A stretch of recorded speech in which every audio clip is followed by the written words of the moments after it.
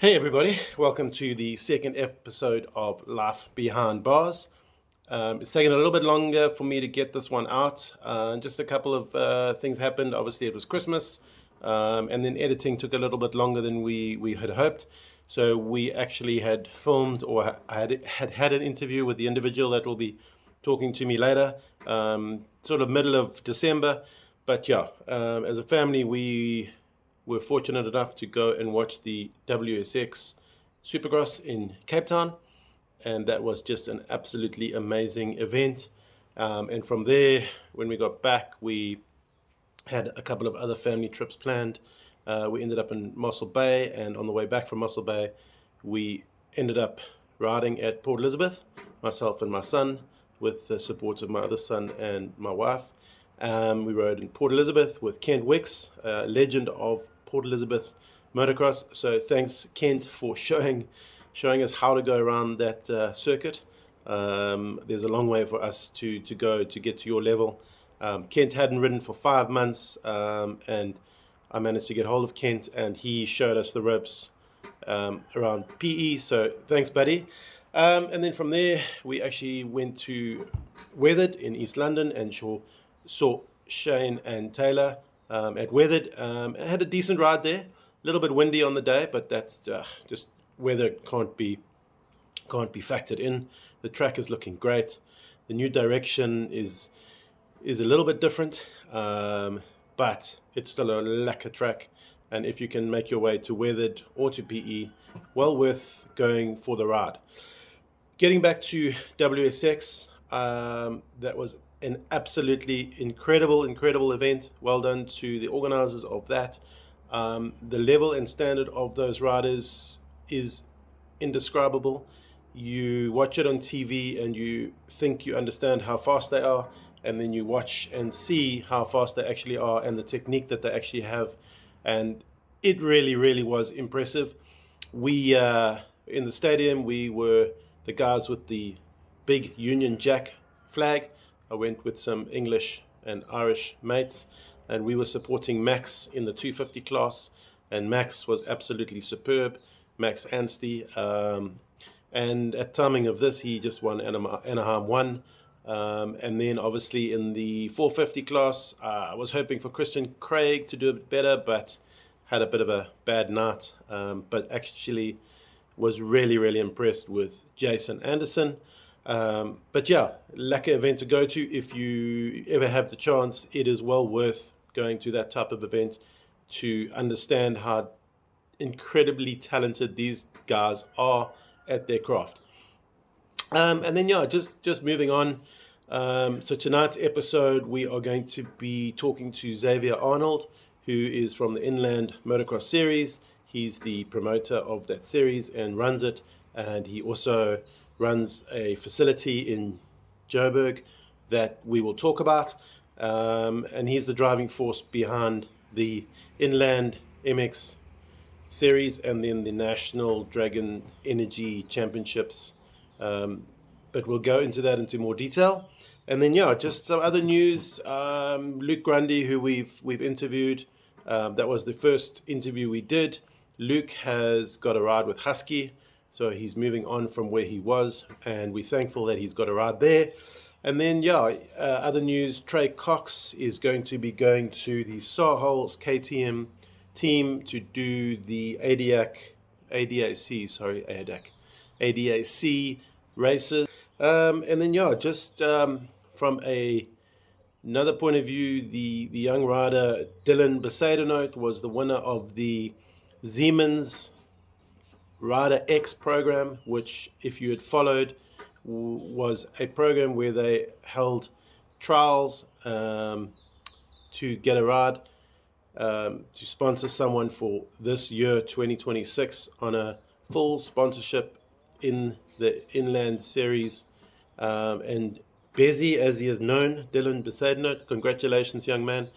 I'm looking forward to seeing you ride, and obviously I think you can only improve with the team that you are going on to, and that's based on the fact that you are training and riding with some really good riders in Adriano Catalano, as well as the other guys in that team that he's been riding with. So yeah, really looking forward to seeing what he's going to do in that.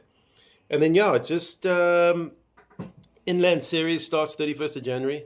We are going to post the dates on this when we put it out. Myself, my son, we're going to do this series. So we're looking forward to 31st of January. And yeah, let's see how that goes. And then moving on, I think we'll have more information in terms of rider teams going forward in the next interview, which will come a lot sooner than this one. But yeah, some exciting things to come. Got some really decent interviews lined up in terms of some high-class riders that we're just waiting for timing to set that we can interview them. And then we've got some other information that we'll share in future episodes. So please keep watching, like and subscribe, and we'll move on from there. And then getting back into things, the product review I want to do, this is a non-paid promotion that I'm doing on this particular one. We did have Piranha. They were the sponsors of the last episode. I wanted to do this one just purely because it's a product that I found that I am quite excited about, and I'll explain my reasoning. So I got this when I was at Weathered, at the Weathered Garage. I managed to find a pair of Rip and Roll Platinum roll-offs, which I love. Okay, so I'm going to explain to you why I love these. I have always used roll-offs. I know there are other options out there. I always choose to use roll-offs. Occasionally I'll put 2 or 3 tear-offs over the roll-offs just for the start. But generally I pretty much have always ridden, I think since 93, 94 with roll-offs.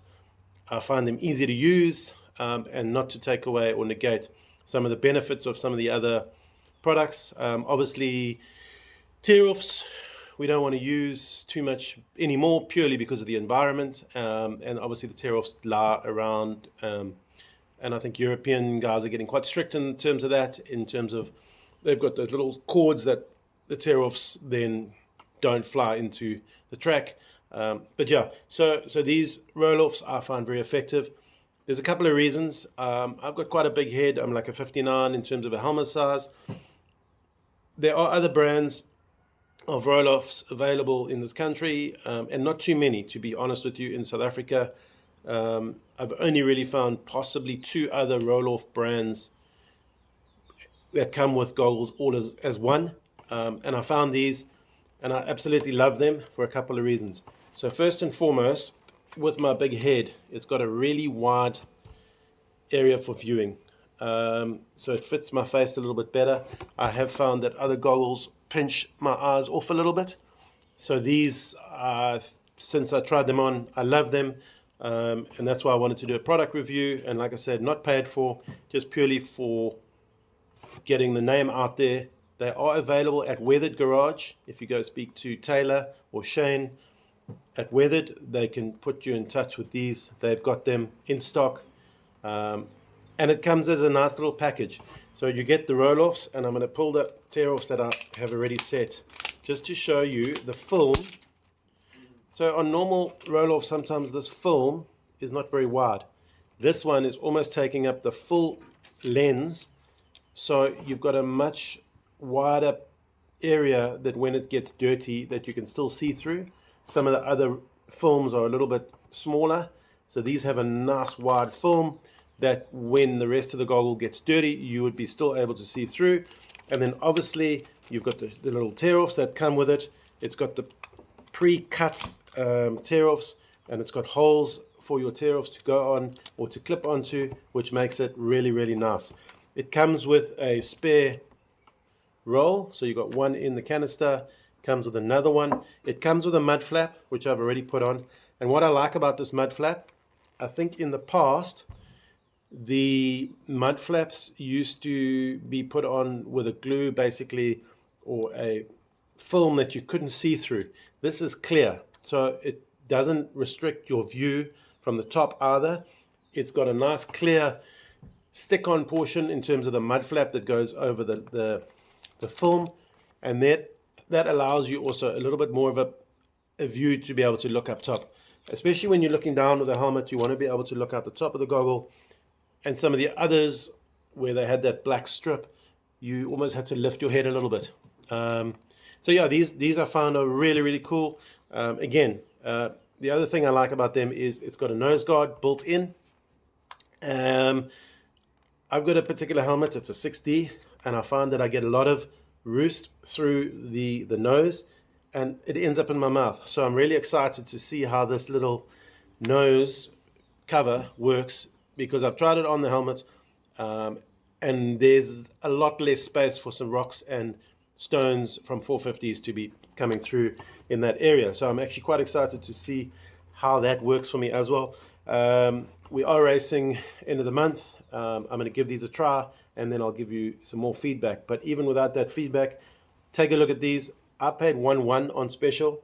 I don't know how long the special will be, but this is a really good deal in terms of these, or this brand. It's called Rip and Roll. And then obviously it's got a nice little looking strap. I chose the black. It goes with some of the kit and the helmet that I have. So yeah, looking forward to utilizing these. Give them a call at Weathered. I think it's really worthwhile to get some eye protection. And obviously, yeah, just different colors, different options. Take a look at their website, see what they have available, and then get hold of the guys at Weathered. So I will give you further feedback once I've ridden with them. But even without riding, I'm extremely excited to see better. But hoping that these two tear-offs don't even get used and I get the whole shot, and then we're good to go. Yes, you've got a lot of trophies in your background. And you see where they're from, eh? Yeah, I see. No, that's exactly why I wanted to just have a quick chat, and just how it'll work. We'll just chat. I'll ask you those questions that we had set out, and then I can't remember what they are. oh, so, it's fine. Then yeah. I'll just catch you out. No, that's fine. And if there's anything that obviously we'll just chat.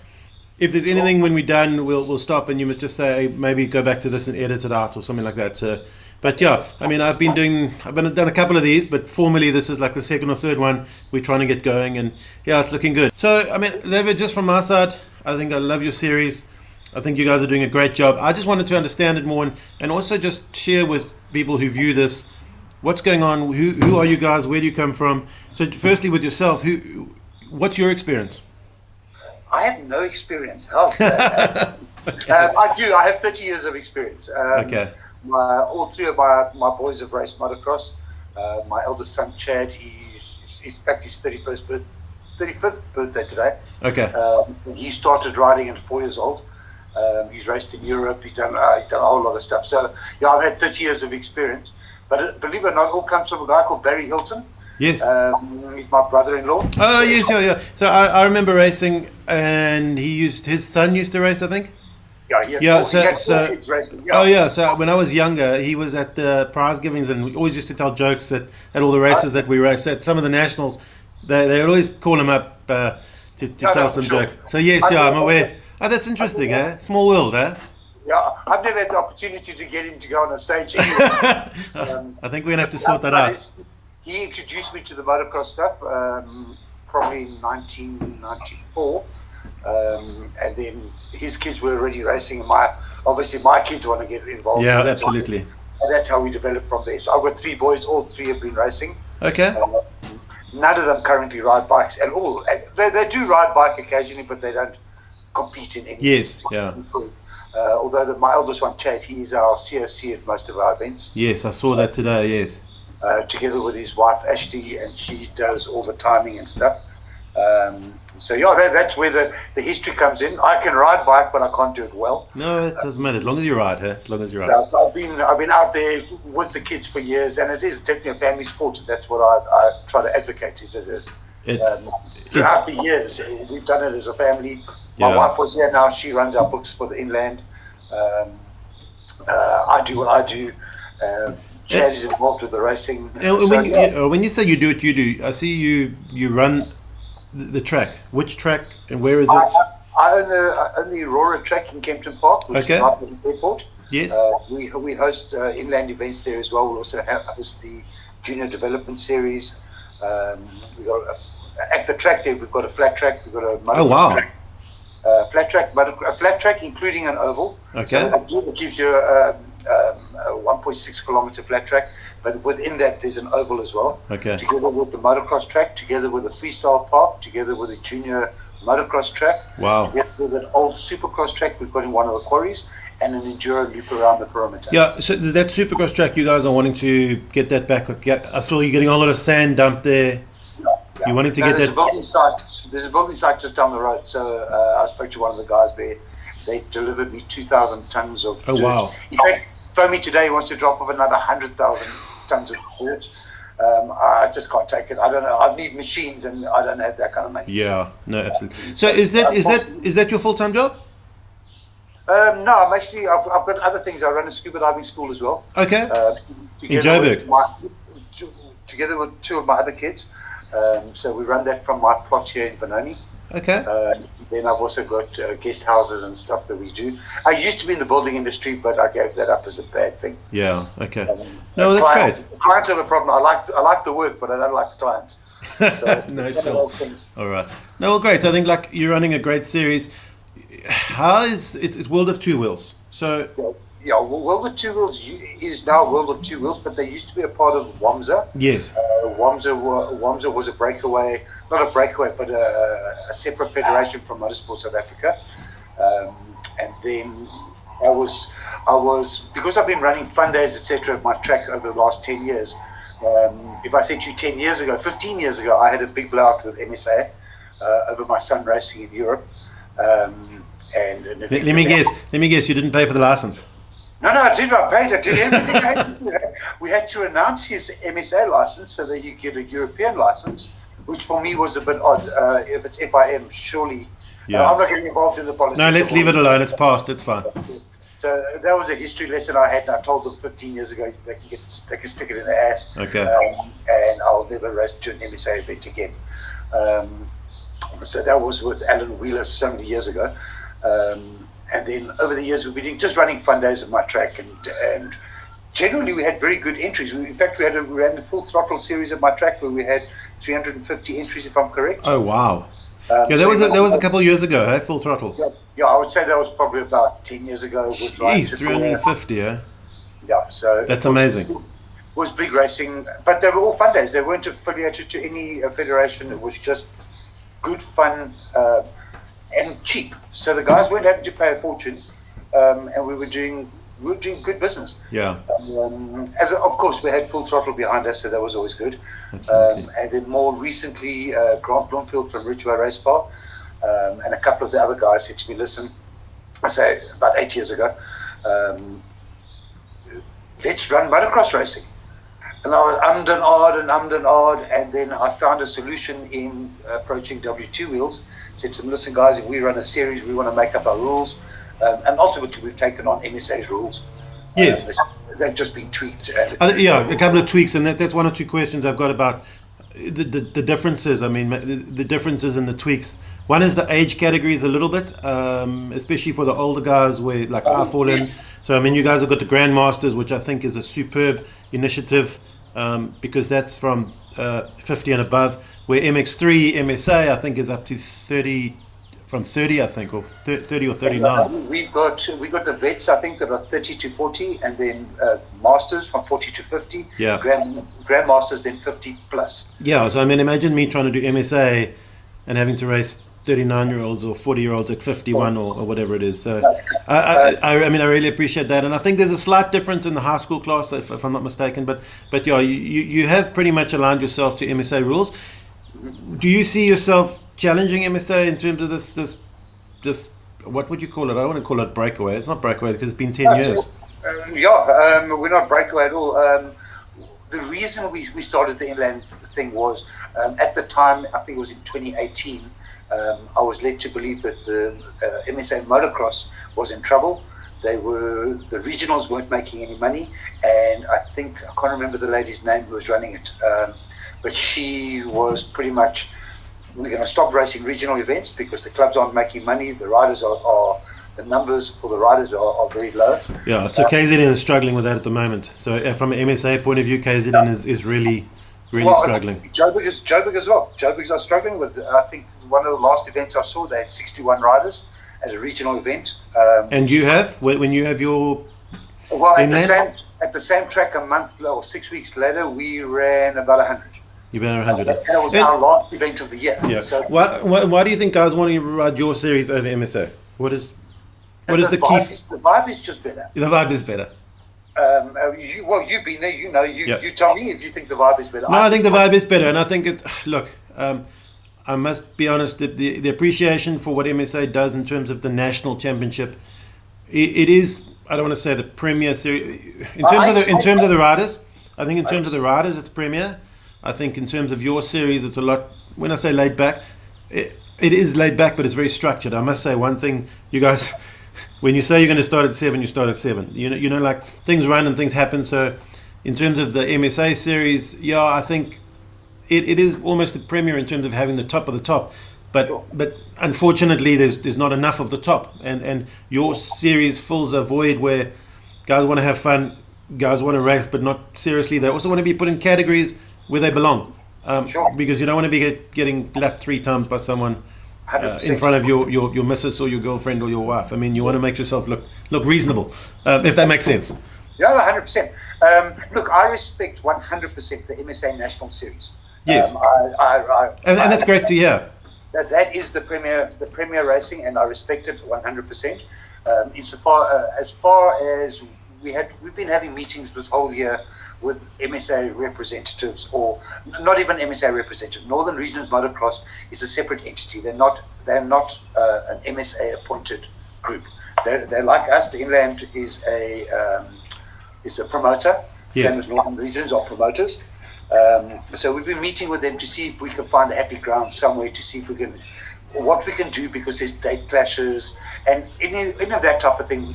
Obviously, detracts from what we're trying to do. 100%. I don't want to run I want to run race meetings with 200 entries at it. But if MSA is running an event the weekend before, the weekend after, or whenever, it detracts from that. Now we're down to 160, and that's sort of what our average is what we sit at, is in the 160 category, where those guys are sitting at 80. Yeah. And the funny thing is, 50% of their riders come from us anyway. Sure. Okay, but we don't have the same crossback, if you understand what I mean. Yes, You got some riders who will only do MSA because they're the premier, blah, blah, blah, blah. And it's all bullshit. It's the riders who make it what it is. 100%. It's not us making it what it is. If you say to me, this is my championship and this is what I'm going to do, then it's your national championship. It is what it is. That makes sense. I mean, I'm on your page. So, and just in terms of the championships you've got 3 series. Explain to me. I mean, it's inland, northern inland, national inland. Okay. So what it is, the Inland Motocross Championship is a promotions company.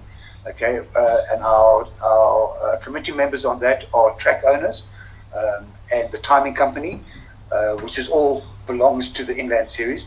But we run a junior development series, yes, okay, which is very important, I believe, because that junior development feeds the club series, and the club series feeds the regional series feeds the national series. They all feed each other, and you've got to start at the bottom to grow the sport.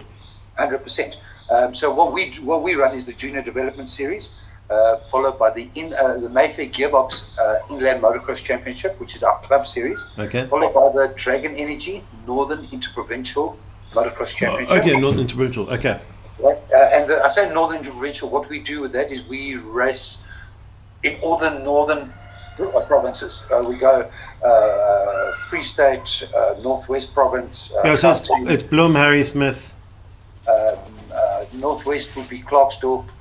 We've raced up in Polokwane, but Polokwane just hasn't been viable. Okay. Where else have we raced? Harry Smith. Yes, yeah. Then obviously with our national series, we take it to Teza, Bloemfontein for the North versus South, and then my track is the last one for next year, and Dirt Bronco is the first one for next year as well. So we've come up with a great strategy, and the guys enjoy it. As you said, we come up with an idea and we stick to it and we go with it, and everybody's on board. And the great thing is we run our own timing system, our own registration system, so we know exactly what's going on all of the time. Yeah, I mean, and I must compliment you, like the timing system. I got to Harry Smith and we had already got timing chips at Teza, and I was under the impression I had to get new ones, and I went there to buy new ones, and they're like, hey, same ones. I was like, oh, that's a win. Look, it's only $100, but it's still a win. It's still... That's $100 for 5 years. Yeah, you know what I mean? So that's keep it good for 5 years, it'll last 5 years. Yeah, but now I've changed my plastics, and now I've got a problem. We can't fix the rich people problem. Oh, golly, yeah. No, that's interesting. I mean, but that's interesting. And then the insurance and all that, how does that work? Do you want to just cover a little bit on that? Okay, so with W2 Wheels, we take out, like now, we've already, registered with them. Okay, so with that, each club has got to register. Yeah. And then we as promoters, we have to get a permit for the events. Yes. Okay, so in order to get a permit, we've got a fee to pay. And then we get 20 million rand public liability cover for the event. Okay, so that's all the insurance that there is. The riders aren't covered by that insurance. Each rider must have their own medical insurance. I know the MSA insists that every rider takes out medical with them, but that is what pushes their prices up so much. Yeah. So instead of you just having to get a license from W2 Wheels of hypothetically $800, you've now got to take $800 plus the 4,000 rand medical insurance. And that is whether you've got your own insurance or not. Yes. That I think is, I'm not 100% sure it's right, because you shouldn't be able to have two different medical insurances. I agree with you. In theory, I mean, again, we're not legal. We don't want to get legal, but you shouldn't have to take two insurances on the same thing. Yeah. Exactly. So as far as riders go, that is what goes on. We try to use our medics. Myburn Medical. Yeah, and they also they sponsored the development series. How are they sponsoring that, or they're just giving you the service for free? They give us the service for free. Therefore, they are a branding partner. So we try to brand for them as much as possible. I think that's fantastic that someone like that is getting involved. Yes. Look, they do 20 other events for us for the year. Okay. So I'm also good friends with Mike, who owns the company. We do a lot of work with the scuba diving with him and stuff. So okay. We do the Formula One powerboating. Oh wow! And Mike does those events as well. Okay. So that's why we've got a good relationship. So I think that's where that came from. Look, obviously we would like other sponsors involved with that junior development, because, for example, let's say, I mean, hypothetical, Kawasaki steps in and says, "Listen, we want to get involved." The first bike the kids are going to ride is a Kawasaki for the rest of their lives. That's the bike that they want to be. You know, the first bikes I ever bought were Yamahas, and I see your shirt says Yamaha. Yeah. Okay. I've got bikes in my garage, all Yamahas. However, they're not involved with us currently. But there are some. And I think we would like to see them involved. I mean, so the Yamahas and the Kawasaki's out there. I think this series is gaining a lot of attention, and I think you guys are also redefining the limits. And I know I'm moving you on a little bit, so sorry, but it's not meant to. I don't want to rush, but I'm saying you guys are redefining. And I wanted to ask you, how's three motos going to work? I mean, we're going to do three motos for the Nationals. How are we going to do these three motos? Okay, so what we've decided, believe it or not, and I love it. Sorry, by the way, I love it. I love it as well. Yeah. Something that we've been trying to do for like 4 years now. In the beginning, North versus South in Bloemfontein used to be a 2-day event. Yes. Okay. Something, I don't know, I wasn't involved with it back then, but something went wrong, I might think, but it then became a 1-day event. Yeah. When we got involved, it was a 1-day event, but now with MSA coming along in the last year, I think it was a year and a half, they came along and said, right, fine, they want to have a practice day on the Friday. Yes. And a race day on the Saturday. Just using days. And for me, that was a test to see if the tracks could actually do that. Whether they could run practice day on the Friday, re-prep their track on Friday afternoon, have a race day on Saturday, and it's great. Yeah. And it worked out. The Teza could quite easily do that, and it worked out the Bloemfontein. I mean, Teza, we had back-to-back meetings. We had a national and a World of Two Wheels event, day after each other. Yeah. Yes, yeah. Well, that was last year. That was another one of our tests. We were trying to work with MSA to give Leon the best weekend he could possibly get. And I think that weekend, that was amazing. There were a lot of people, and there was a bit of what would you say, cross pollination. Yes. In terms of the riders, it wasn't sufficient. What happened? Oh, wow. MSA's rules are you may not practice on. Okay, now the rules have changed. Okay. You may not practice on the track the day before or a week before the event. So us having the event on the Saturday, which was our original date, happened that MSA's guys wouldn't be able to ride the track, so the Sunday wouldn't work for them. Yes. Okay. So we negotiated a little bit, and the bigger picture is we wanted Leon to have the best event he could possibly have. He puts a lot of work into his track. It is one of the most beautiful tracks in the country. 100%. When Leon does that, he's got no kids racing there anymore. Yes. So when you've got a guy putting that much effort in, we want to reward the guy, make it the best that it can be. And I know you spent a lot of money on that tent, and look, it is just it's a fun event as well. So it worked. Yes, 100%. So that weekend we did all of that, and we tested it. This year, every year we just book the next year for the 15th of June. There's a public holiday around. Yeah, there's a public holiday there. Yeah. So that's why we book that weekend every year, and then also Bloemfontein, the 24th of September, roundabout, is when we do because it's another public holiday. So we can at least we don't want guys having to travel twice to a town because it's expensive. Absolutely. We can reduce the cost to the rider. Yeah. The more riders who are going to be there, Absolutely. So these 2-day events are going to work out perfectly. The way that will work is day one, whether it be a Thursday, or be a Monday, or whatever day it's going to be. Day one will be practice in the morning till about 12. So we'll be able to give extended practices. So it won't just be the 10-minute practice. It'll then be maybe a 20 or 25-minute practice per class. Then heat one will follow that, followed by track prep, etc., etc. Everybody can go home, do whatever they need to be back the next morning, 7:30 start again, sighting lap, or sighting lap or two. Let the riders go out and see now what the track looks like. Then we'll do heat 2 and heat 3, prize giving at 3 o'clock, and everybody can go home. Yeah, and that makes sense. I think it hinges on and I go back to, you guys stick to your time. At Harry Smith, I think we were done, we were having a few cold ones at like 2:30 in the afternoon. Sure. And a lot of the Joburg guys drove home straight that afternoon. So it worked out really, really well. You also drove. Like Teza, our biggest problem with Teza in winter is that the sun sets. The sun sets, yeah. Sun sets at about 3 o'clock. Your problem is you're starting to get shadows on the jump. Yeah. About 10 to 3 is when you start getting the shadows, and then it starts becoming dangerous.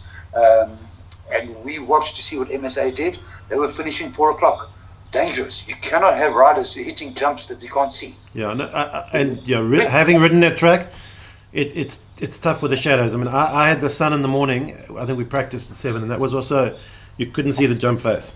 Sure. Well, it works both ways, exactly. At least it's your practicing. Yeah. But I think just going back, I think that'll really work nicely. I think it makes it a lot more efficient for riders in terms of travel. You get a lot more riding time, and that's always been the bugbear. If you go to a two race event, 10-minute practice, 2 15-minute murders or whatever it is, your riding time is not sufficient. 45 minutes for the day, and you've had to pay $1,000 for it. And accommodation and travel. Rather get 2 days of riding, and I love the way you want to do it. There's a slight increase in those particular races, and the reason being is obviously if you're running 2 days, you've got 2 days of paramedics, 2 days of marshals, 2 days of officials. It is going to be more expensive for the club, and we don't want the club to take a loss. No, we don't. But I mean, happy to pay it. I mean, if you're getting a little bit more riding time, what a pleasure. I think it is. That's the idea being is that you can have a longer practice, so you don't have to go a week before to go practice. If you can't get the track dialed in the first 20 minutes, maybe you should be playing chess. Yeah. I'm not dissing any riders, but in reality, in all the years I've been involved with the sport, if my son couldn't get out and get it dialed in 3 laps, maybe he shouldn't be racing that particular class on that particular day. Absolutely, yeah. I agree with you. I mean, I can only ride for 3 laps anyway, so I get tired after three. But yeah, I agree. I think even if you're at 125 high school and you're one of the top guys, you're gonna hit those jumps on lap 3 or 4 anyway. So you don't need. Have you ever thought about maybe like a 5-lap practice? Depends on the. We can. I suppose the length. We put it down to time. Okay. One of the biggest problems we have with the lap timing and stuff like that is, let's say for example we go to Teza. No, Teza is a bad example. Teza's a long lap, eh? Yeah, your problem compared to like a Harry Smith. You call it a 12 minutes or 15 minutes. Okay, you've still got a back marker or a rider who's just gone through. He's running a 3.5 minute lap. Yeah. Okay? So now you've stopped at a 15 minutes plus a lap. But you're actually 20 minutes. The other guy, you've still got him. You've got another 4 or 5 minutes to wait. So the 15-minute race is no longer 15 minutes. It's now become a 22-minute race. Okay, I got you. So in terms of being able to run your race efficiently, it's very difficult if you've scheduled 15 minutes for this race, 15 minutes, but now it's not 50, it's 22, it's 25. Yeah. And you start losing 10 minutes. You lose 10 minutes 8 times. Yeah, it adds up quickly, an hour and 20 minutes, yeah. Exactly. So you do that twice or 3 times, you're losing a whole lot of time in the day. So we look at that in terms of the racing to see what is our total overall time. We stick to the 15 minutes as close as we can. Sometimes you'll see it's a super long track, like Teratopia was terrible with that. Okay. It was, I don't know why, the laps were just so long, I think. And that's where the problems came. My track, for example, it's short. I know I can finish a national event at my track by 2:30. Oh, wow. Because it is a very short track. It's only a 1 minute 40 lap. Okay, so it's about that last runner basically saving you time. Okay, yeah, I got you. Okay. And one accident in the day, we had one at Dirt Bronco. We had to fly somebody out of there. That took an hour and 10 minutes out of our day. Okay. But then at least you still got time to finish the day. We still finished on in good time, but the point being is, it's those little things that can really, those are the problems of a day that people don't recognize, that don't see. Yeah. And suddenly they're like, oh my God, we're running late. Yeah. We never really run late. We've got kids and stuff at home. We want to get back to. We'll get back and get done with. Okay. As I say, it's we love doing the racing, and it's great fun. Yeah. Okay. Now you've got some lekker sponsors on board. I mean, you've got Dragon. You've got. I'm showing off here. So you got. I mean, you got Dragon. You got obviously Rental, Ridgeway, Dirt Trail Magazine.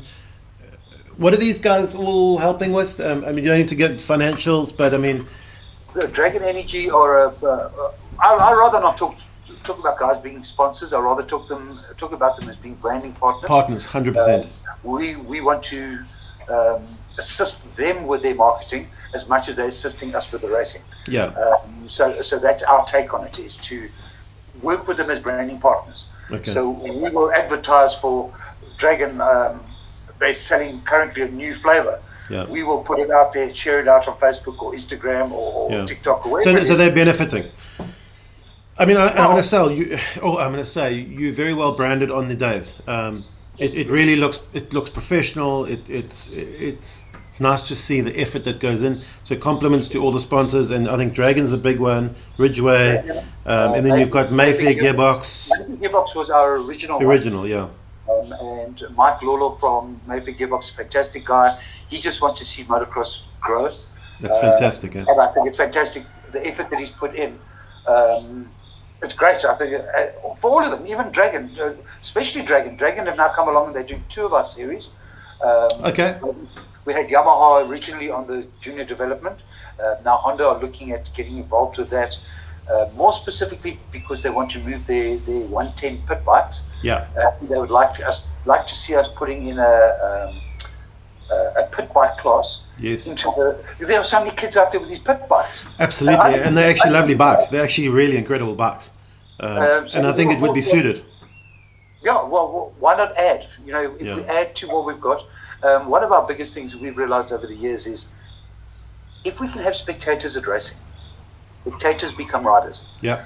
We only have a small percentage, but a small percentage with us, for any of the motocross series, is good.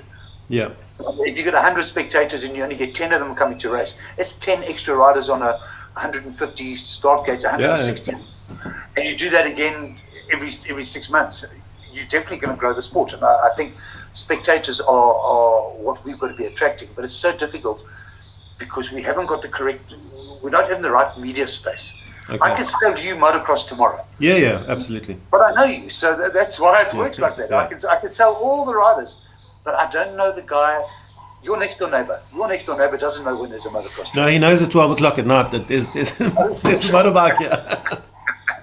But you know what I'm saying? Is our next door neighbors don't know what's going on.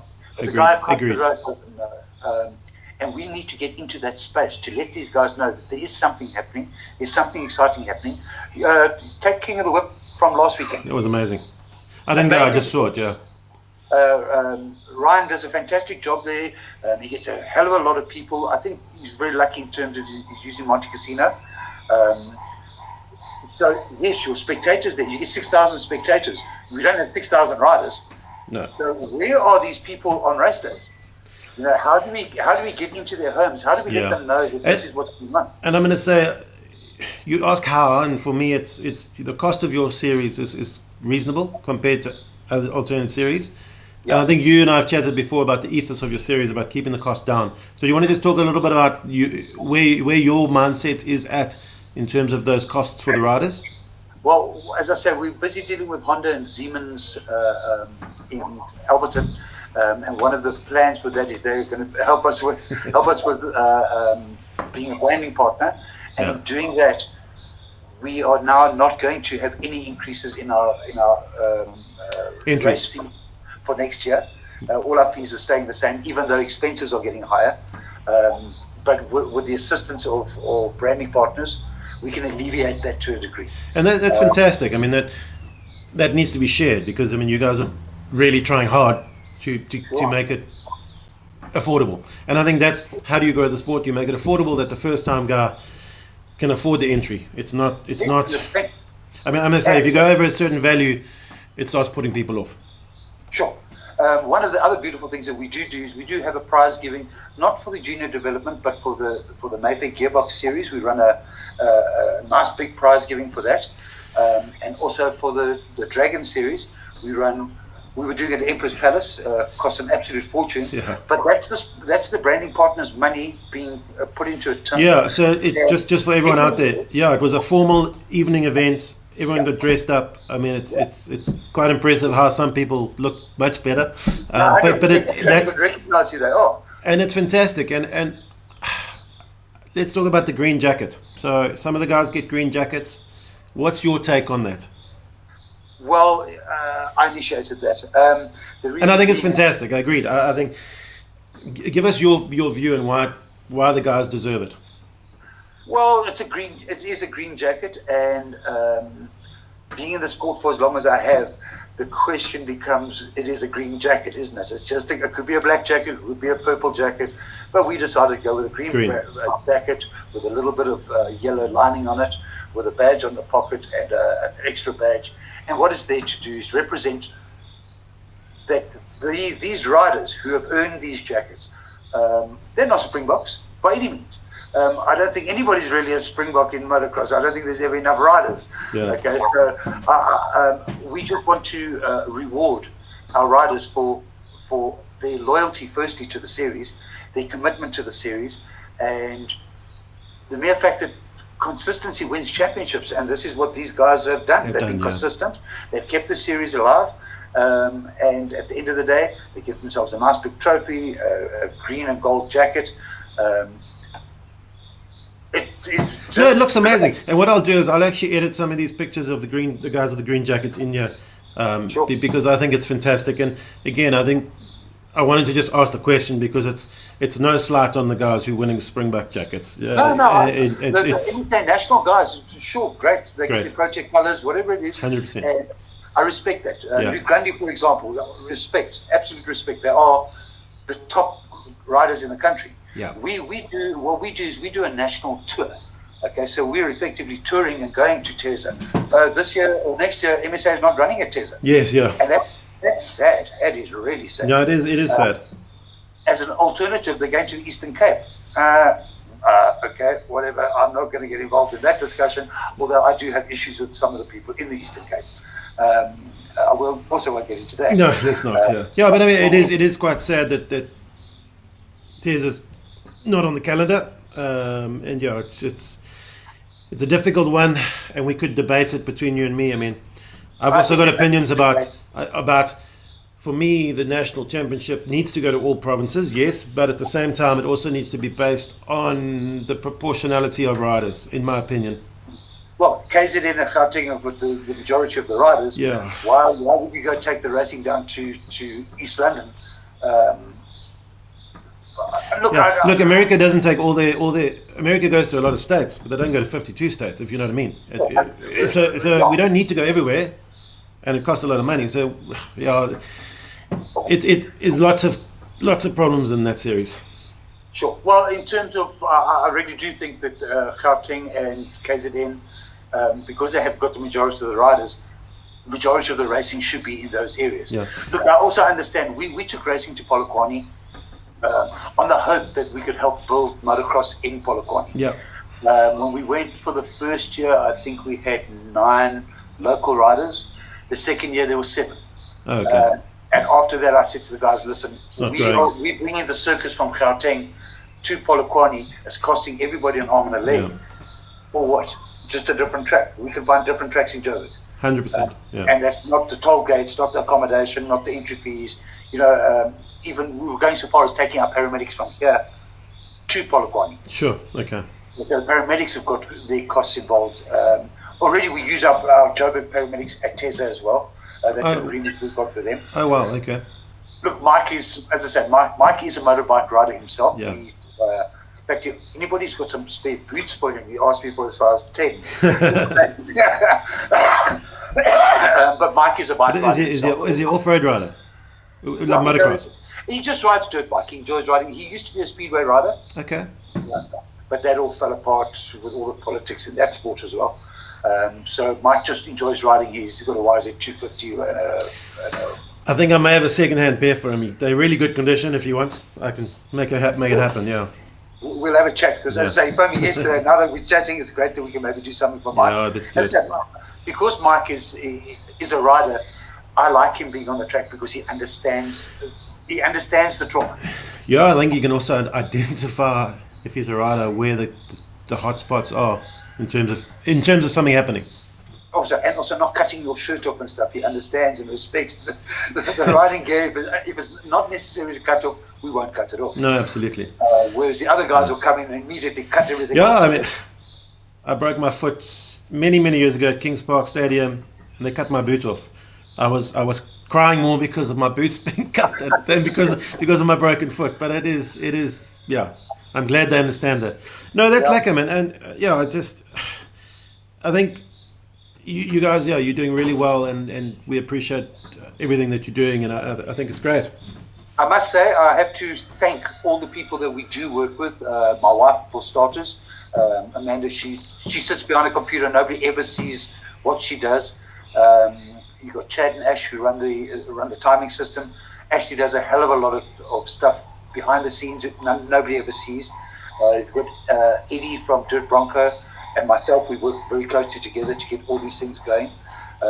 We've had situations where we've had the other federation trying to split us up for whatever reason, but it's just not going to work. Our bond is too strong for that. No, I mean, just looking at the calendars already, I mean, your calendar's out, MSA's calendar's out.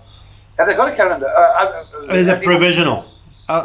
Yeah, there is a provisional. And it's looking like nothing clashes, which is great. Yeah, no, I've been dealing with Leon Dura. Okay, yes, yeah. And Brett Bircher. Okay. We've been talking about the dates because they want to run their series, but they also want to come and race our series. Yes, yeah. So we don't want to clash dates. And it's pointless because, as I say, it just depletes the numbers. And I'm just going to say, so I mean, for the people listening, there's quite a few Natal boys that are doing your series. Yes. I mean, we've had Justin Cope, who won the series a couple of years ago. You've had Leon, you've had DeRose do Harry Smith, you've had Bircher do it. There's DeLange, who won the championship for support this year. So there's a whole group of guys. I think there's been about 10 or 12 of us that come and try and do the events up in Joburg. So it is, And we hope to see that grow because it is a lacquer series. Sure. Well, that's exactly what we're hoping for, and this is why we're dealing with Leon now. Okay, good. Trying to not have the clashes.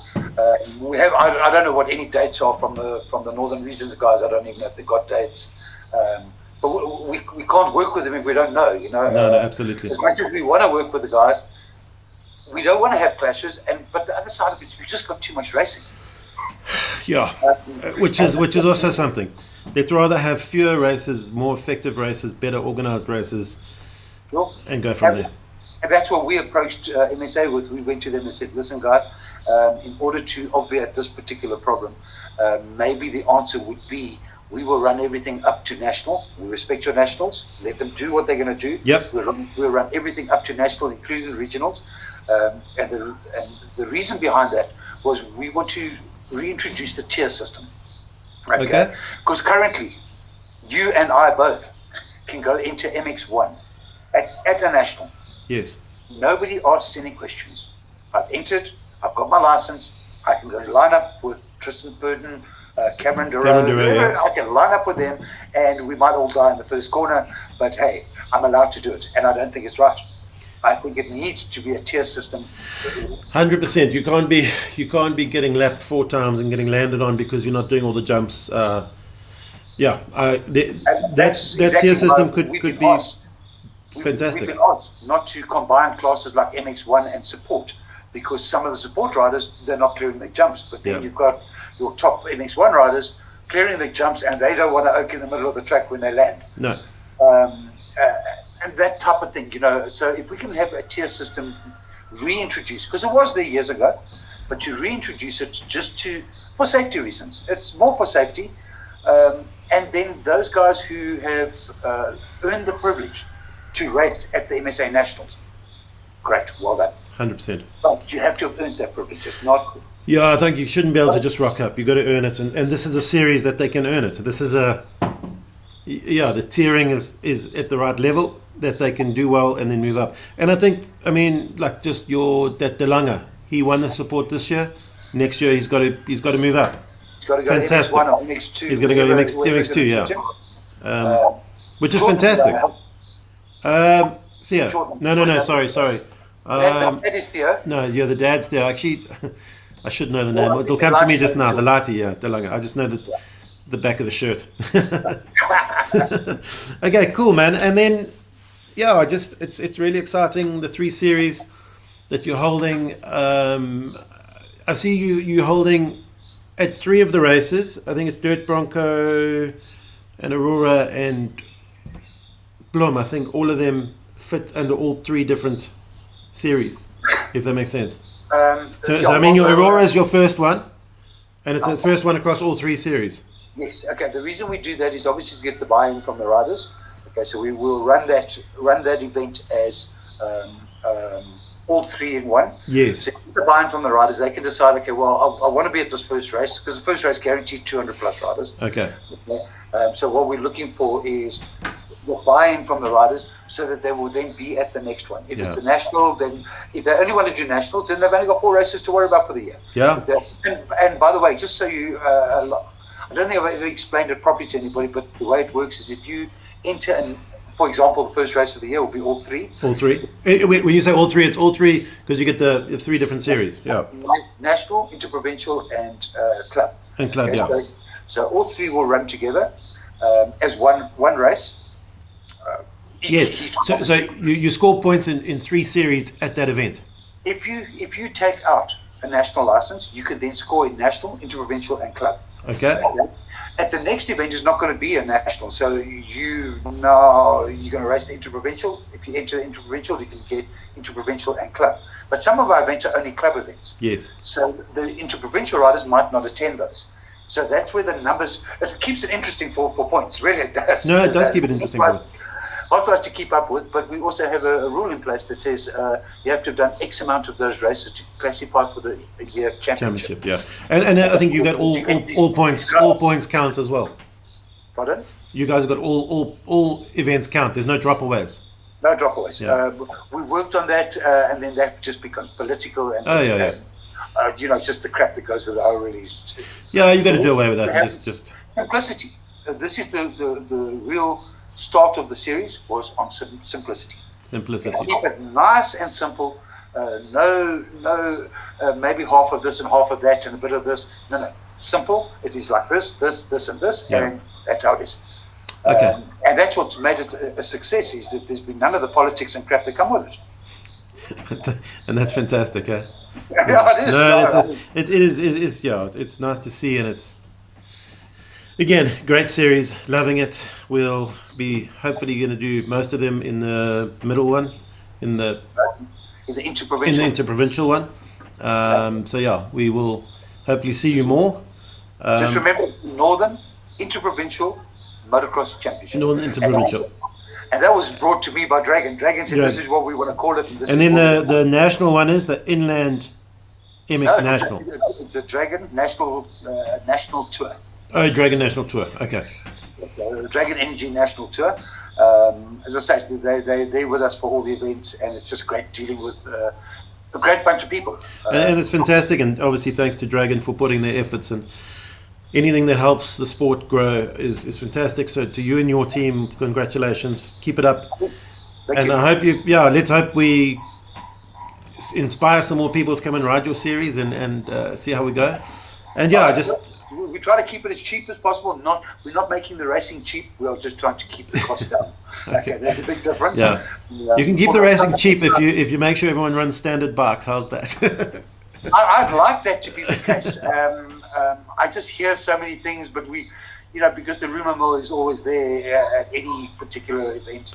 If you listen to all of the rumors, your head's going to be screwed. No, look, I think at a national level, at like a very, very top MSA level, there's a lot of things you can do to the motorcycle to make it super fast. But if you look, for me, that in South Africa, that's got to be done away with, and we've got to have stock racing. I agree, 100%. At all levels to keep the cost down. You have stock cost classes in America, and it just keeps the cost down. Well, back in 2007, I think we were running another series. This is when I got my backup with MSA. Back then, we were running a series, and we introduced a modified class. Yes. 2 years gone. The guys threw so much money at it. It was just crazy. Checkbook racing like you've never seen before. Yeah. Within 2 years, the first year was quite exciting. The second year, halfway through the year, dead. The guys realized that they couldn't throw that kind of money. R500,000 on a bike. No, it's crazy, yeah. It's crazy. Look, I know there'll be a lot of schools on thought on that because, at an MSA level, I think the guys want to have every advantage they can have, but at the same time... Stock is if you're a good rider... You'll make it work. For example, my motocross track that I built it because I didn't have money. Okay. I didn't build the track because I didn't have money. I built it the way I did because I didn't have money. Yes. My thinking is a rider should be concentrating on their riding skills, their suspension, not the amount of money. At the time, I think we were spending 3,000 or 4,000 rand per horsepower on the machine. Okay. Yeah, my son was riding a 450, so it was costing us a lot of money. You blow a motor, a lot of money. Yeah. So I built a track around technicality. Okay. Now it becomes rider skill, rider ability, and less horsepower. When you go to, I'll say Terratopia, it's all about horsepower. Yeah. Less about skill and tight riding. And at my track, I like it because it's tight and technical, which means the racing is close. Yeah, it keeps the racing close. And from a spectator's point of view, that's what they want to see. They want to see the dicing, the racing. Not one guy's ducked and he's a kilometre ahead. What's the point? It gets boring. No, absolutely. Absolutely. You want to keep and keep the riders in a bunch, and then they're fighting for position. Yeah. And that I think is good racing. Okay, cool. Well, I think just to recap, I think it's great with what you guys are doing, and I think again, just your innovativeness is shining through in terms of those 3 motos. We look forward to next year. And I think let's see how we go, and I thank you for your time. And again, well done to you and your team.